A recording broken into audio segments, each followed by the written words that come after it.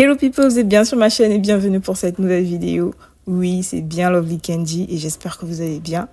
Aujourd'hui, je suis ravie de répondre à une demande qui revient souvent dans les commentaires ou en message privé, ma routine capillaire. Bien que ma chaîne ne soit pas une chaîne de beauté traditionnelle, je suis ici pour vous dévoiler tous mes petits secrets. Je suis consciente que nous avons exploré que les facettes du lifestyle congolais, du tourisme, de l'entrepreneuriat, mais il me semble que mes cheveux ont aussi attiré votre attention. Alors, aujourd'hui, installez-vous confortablement, car je vous emmène dans les coulisses de ma routine capillaire. Déjà, avant de commencer, je voudrais signaler que en ce moment, je suis en train de refaire une transition. Donc, j'avais les cheveux colorés et défrisés et que là, je suis en train de faire une complète transition, ce qui fait que la routine va être un peu plus délicate que d'habitude. Donc, pour m'installer, je mets d'abord plusieurs vidéos sur mon téléphone. Ça me permet en fait de passer du temps parce que ça prend assez de temps. Et ensuite, je commence par diviser mes cheveux en 4 parties. Donc, je divise en 4 grosses portions. Ça permet de mieux gérer le volume et pour pouvoir faciliter le process. Donc, pour ça, j'utilise 4 élastiques. Bon, ce sont des élastiques normales, rien de bien fou. 4 élastiques que je mets pour pouvoir les garder. Normalement, je vais me focaliser que sur les racines parce que les bouts sont devenus très fragiles. Et pour ça, il va falloir normalement que je fasse des tresses. Mais étant donné que les cheveux sont très secs, les utiliser comme ça va être compliqué. Et pour éviter la casse, d'ailleurs voilà, ça a commencé. Pour éviter la casse, je vais d'abord les mouiller un tout petit peu, vraiment légèrement, pour pouvoir les humidifier juste un peu, pour facilement faire des twists ou des petites vanilles qui permettront de me focaliser que sur les racines. Que sur les racines parce que c'est la partie en fait en réalité qui est la plus sale.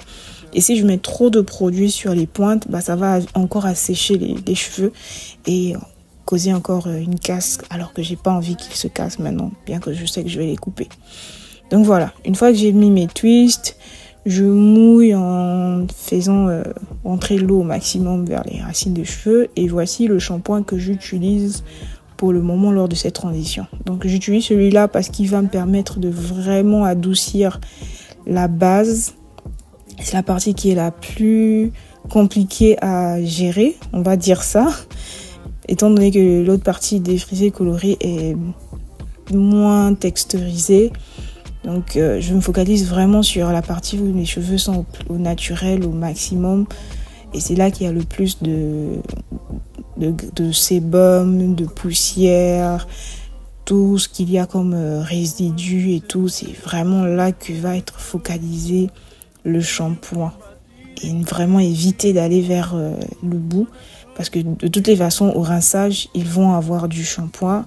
Et la saleté finira par partir. Mais éviter au maximum le bout et se focaliser sur la racine des cheveux et le cuir chevelu.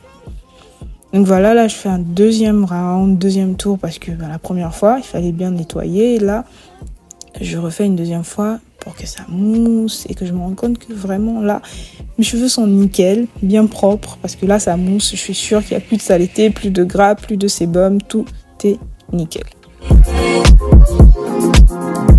Ensuite, je rince, j'enlève et je me rassure que j'ai rien qui reste en fait, pas de savon qui reste, pas de shampoing qui reste, pas de mousse et que tout est bien parti. Ensuite, je vais faire mon masque. Celui-là, c'est un masque reconstituant. C'est vraiment pour essayer de revitaliser entre guillemets les cheveux et aussi permettre de reprendre plus de douceur et les réhydrater parce qu'ils sont vraiment secs. Donc là j'applique le masque partout en essayant de garder toujours les 4 portions même si elles ne sont plus attachées, mais je m'arrange à toujours les garder. Ça me permet de mieux gérer comme je le dis. Et c'est la méthode qui permet aussi de garder le contrôle en fait. Parce que si je mélange tout avec le volume et la longueur, je vais vite me perdre et ça engendrera encore plus de cassures. Donc une fois que tout le masque est mis, je mets un sac plastique sur ma tête. Si vous avez un bonnet, vous pouvez le mettre. Mais bon, je vais avec ce que j'ai devant moi à l'instant T.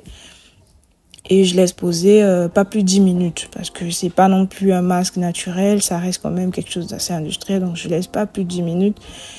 Et voilà, je défais et là je commence à essayer de démêler avec mes doigts. Donc je commence par la partie la plus fragile d'abord et j'essaierai de remonter petit à petit. Donc là j'essaie de démêler avec le produit.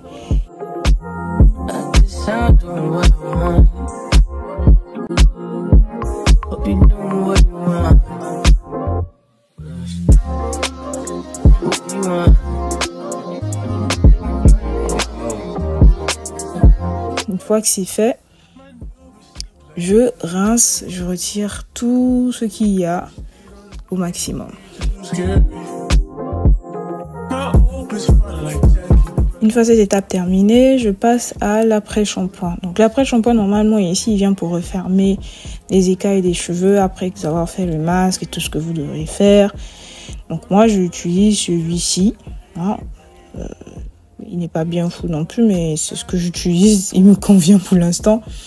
Donc je le mets en l'appliquant sur tout le cheveu cette fois-ci, de la racine à la base, complètement, et en essayant déjà avec mes doigts de démêler les cheveux. Je commence d'abord par démêler avec, enlever les nœuds avec mes doigts, et ensuite je passe avec un gros peigne, en commençant par la base du cheveu jusqu'à remonter à la racine. Donc là, je vous mets en vitesse normale pour voir à quelle vitesse exactement je le fais. Ça prend du temps.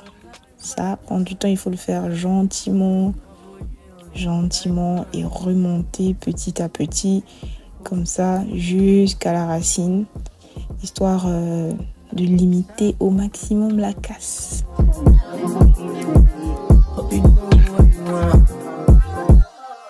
Et quand le grand peigne ne suffit pas, après je peux revenir sur un peigne un peu plus serré. Bon, il n'est pas aussi serré que ça, mais c'est déjà mieux. Ça me permet d'enlever les nœuds qui viennent au niveau de la partie qui est vraiment abîmée là, défrisée, colorée.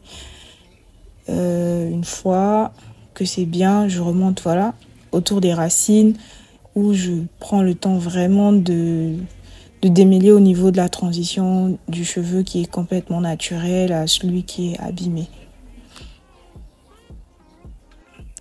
Je termine, il me reste plus qu'une dernière portion et je vais faire la même chose. Je continue toujours à faire le même process, démêler avec les cheveux, ensuite le peigne en remontant petit à petit jusqu'à la racine. C'est vraiment en fait l'idéal. Tout le long du processus, c'est toujours commencer par le bout et remonter petit à petit. En fait, peu importe le produit que vous allez utiliser, peu importe la routine que vous avez, peu importe la taille de vos cheveux, la quantité de cheveux, tant que ce ne sont pas des locks, c'est la même chose en fait. Commencer par le bout et remonter petit à petit en évitant, ça permet d'éviter les nœuds et puis les cheveux sont beaucoup plus malléables une fois que vous serez en train de faire vos différentes coiffures, si c'est le long de la semaine ou si c'est pour faire les coiffures protectrices. Le plus dur, c'est là. Quantité de cheveux que j'ai perdu, c'est quand même beaucoup, mine de rien. Et une fois que c'est bon, je rince, j'enlève tout le produit.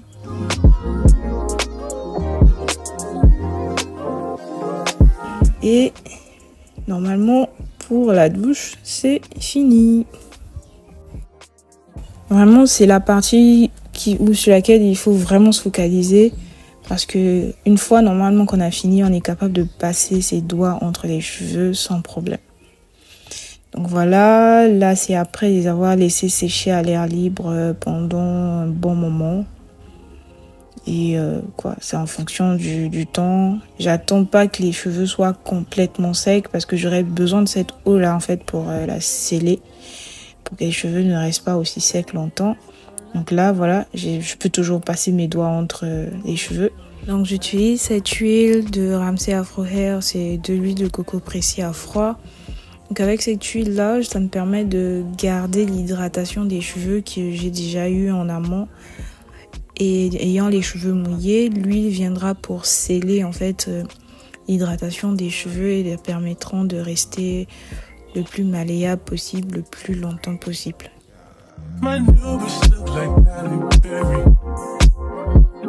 Pour aller un peu plus loin, je vais utiliser du beurre de karité, juste en petite quantité. Donc voilà, je pose mon pot normalement dans de l'eau chaude pour avoir juste une petite quantité, parce que si je mets trop de gras avec la poussière qu'il y a dans la ville, mes cheveux ne vont pas tenir longtemps. Donc j'en mets juste assez pour garder l'humidité de mes cheveux et garder bien hydraté.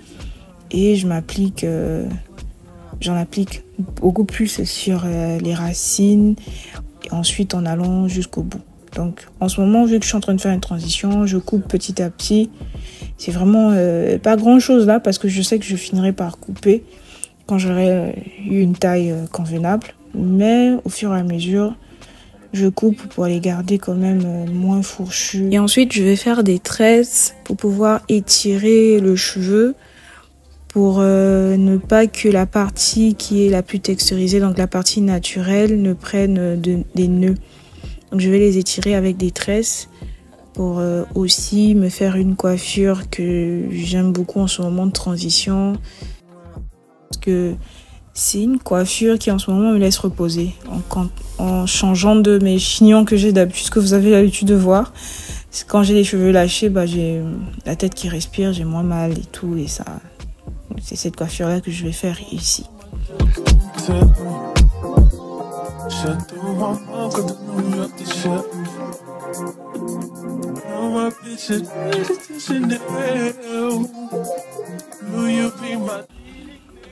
Donc là, j'ai fini et je vais dormir.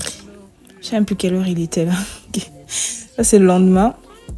Je prends de l'huile. Là, il s'agit de l'huile d'olive. J'utilise de l'huile d'olive parce qu'elle est plus légère. Et ici, l'huile d'olive me permettra juste en fait d'éviter d'avoir beaucoup de freeze, comment je dis ça? Je mettrai le texte en français à côté parce que j'arrive pas à dire en français.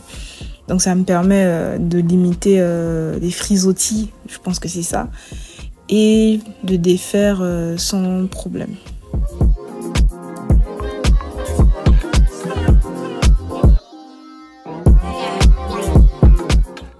Bon, une fois que j'ai tout défait, je sépare pièce par pièce de cheveux entre guillemets pour avoir le volume que je veux. Et l'avantage, c'est que les cheveux comme ça, ensuite au milieu de semaine, je pourrais peut-être les attacher ou les garder aussi longtemps que je peux, parce que avec cette méthode, au moins mes cheveux tiennent un peu plus longtemps sans pour autant être emmêlés.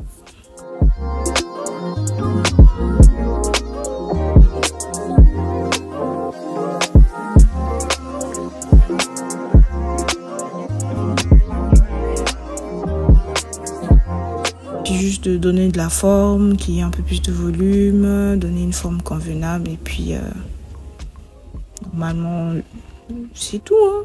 Voilà, c'est fini et je commence ma journée, ma semaine comme ça. Voilà, si vous avez aimé cette vidéo, moi je vous dis à très bientôt, mais avant ça, n'oubliez pas de me laisser un pouce en l'air, de laisser un commentaire ou si vous avez des questions en bas. Mais sinon, on se retrouve sur mes réseaux sociaux que vous voyez ici et on se dit à très bientôt. Bye bye.